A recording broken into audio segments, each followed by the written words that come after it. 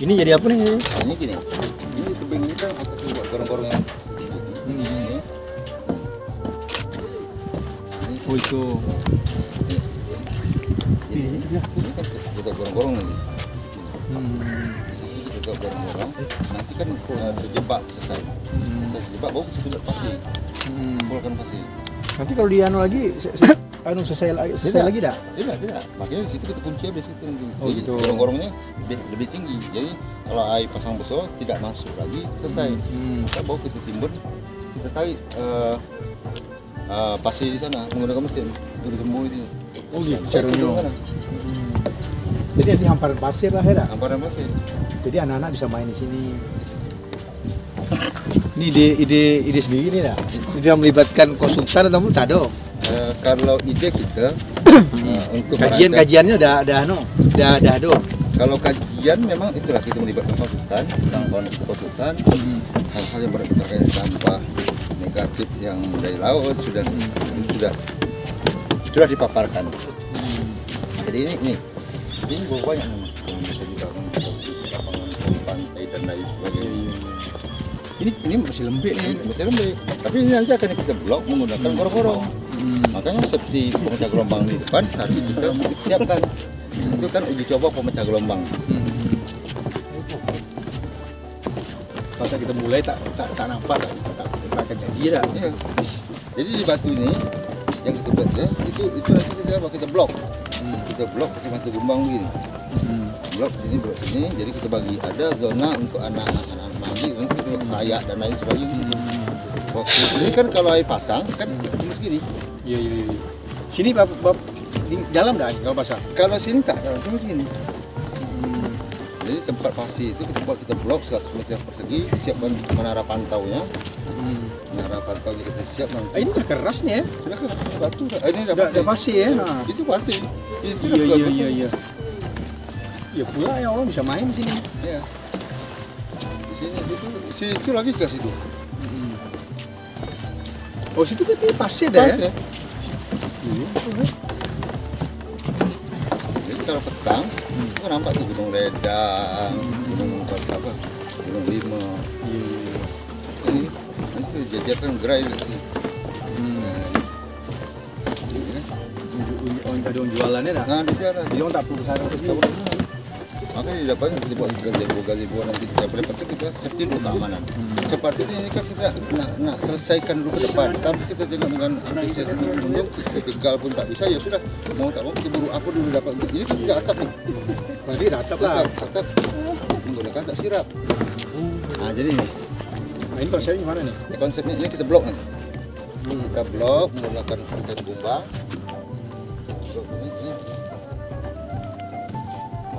Ini berapa dalam kalau seandainya pasang? Siapkan seperti menara pantau. Ini mandi di air laut. Mandi air laut. Oke, di sini kita buat tempat kita di situ. Jadi kalau tiap mandi air laut. Dari penampungan tadi ya. Nah, makanya kita buat ini itu di pinggir air. Nah, di sini juga kita buat homestay. Ini kita buat cabang nih. Homestay. Ini homestay. Jadi orang betul-betul menghadap laut lah ya. Dan itu posisi mancing yang 12 dua titik tempat. Orang Singapura datang ke sini, orang Malaysia datang ke sini, yang dapat puluhan ekor setiap kali. Oh iya ikan biru tuh ya. Di mana tempatnya? Itu kat Ponton. Iya. Jadi ini yang perlu, itu perlu pengamanan. Pengamanan bagaimana untuk tidak. Misalnya kita nanti siapkan motor kalau orang nak mancing gerut situ. Jadi sini sudah dalam, situ masih timbal. Iya. Jadi kalau mandi besok airnya macam inilah anu ya. Dia nanti kalau air pasang besar, bukan. Tapi ini jenis lagi. Ini ya. Jenis lagi. Jadi baru kita siapkan nanti mandi ini ya pakai tegas ya, jangan safety keamanan membuat. Itu ada petugas keamanan. Oh. Makanya kita libat mainnya dengan tadi. Kita perlu nanti hal-hal yang kita BBD, ya kan? Ya, kita siagakan sini. Belum minta buat apa, kita siapkan. Jadi bagaimana kita mengolah potensi ini bisa ada nilai manfaat untuk banyak pihak. Yang ini kan baru kita libat lebih. Target kita sekitar 1 kilo. 1 kilo sampai jauh ke depan. Dalam kita dalam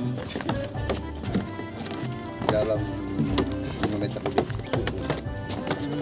Ya, sudah rendah. Jadi kalau ke depan nanti kita untuk membangun pelabuhan permanennya, mau peri, mau kapal, sudah tinggal menyiapkan seperti pemecah gelombang, penahan gelombang itu kan. Nah ini kan nampak kan, pasir udah mulai timbul nih. Ya. Ini lama keras sih sepanjangnya. Ini mau batu nih kan. Tuh kan ini. Jadi udah turun gitu. Tes tugas pasiennya.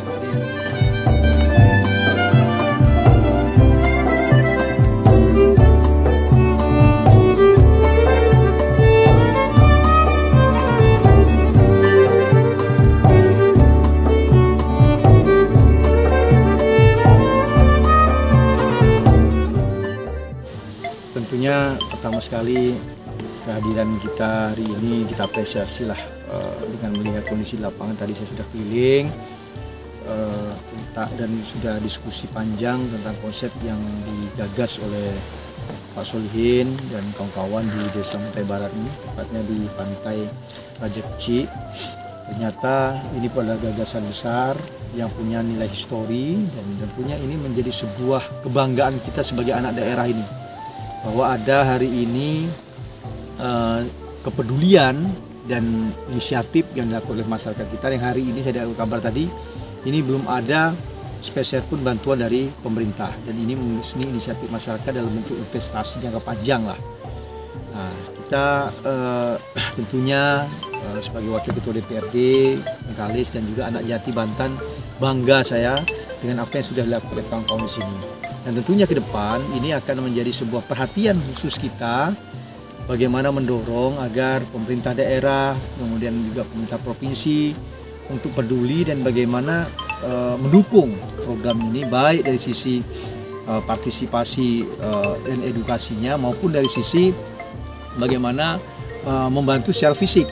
Nah, ini kan sebuah kerja besar dan tentu ini sudah sesuai juga dengan nawacita Pak Jokowi bahwa kita membangun daerah pinggiran. Kebetulan kita adalah pulau terluar yang berbatasan langsung dengan Selat Melaka, berbatasan langsung dengan negara tetangga Malaysia. Mana membangkitkan nilai sejarah, selain nilai sejarah juga kita tidak kalah penting membuka akses yang tersumbat. Menurut kita akses yang tersumbat di sini ada potensi yang mampu mendongkrak perekonomian masyarakat. Dengan adanya kita bangkitkan nilai historisnya ini, masyarakat yang selama ini tidak mengetahui bagaimana Raja Kecil, bagaimana Datuk Laksmana Raja Laut, siapa itu Datuk Laksmana Raja di Laut, di mana asal muasal sehingga munculnya Datuk Laksmana Raja di Laut. Hal-hal yang ingin kita sosialisasi ke masyarakat dan ingin kita paparkan ke masyarakat supaya masyarakat betul-betul mengetahui bahwa kita di Pulau Bengkalis ini punya tamadun yang cukup besar yang harus diketahui, yang ada nilai ekonomi dan akan bisa menarik wisatawan luar maupun suatu saat nanti tidak tertutup kemungkinan mancanegara. Kenapa saya sebut ke mancanegara? Sejauh apa yang saya bangun, kita bangun dengan kawan-kawan ini, dari beberapa tengku dari Malaysia sudah menelepon kita, mereka memberikan cukup apresiasi karena membangkitkan datuk moyang yang selama ini terpendam. Nah, dengan konsep ini juga akan memunculkan yang sesungguhnya, yang katanya kita satu rumput. Sebetulnya bahwa kita dalam satu kesatuan, dan yang tidak kalah pentingnya tujuan akhir kita memanfaatkan potensi yang ada untuk bagaimana ekonomi masyarakat itu terdongkrak.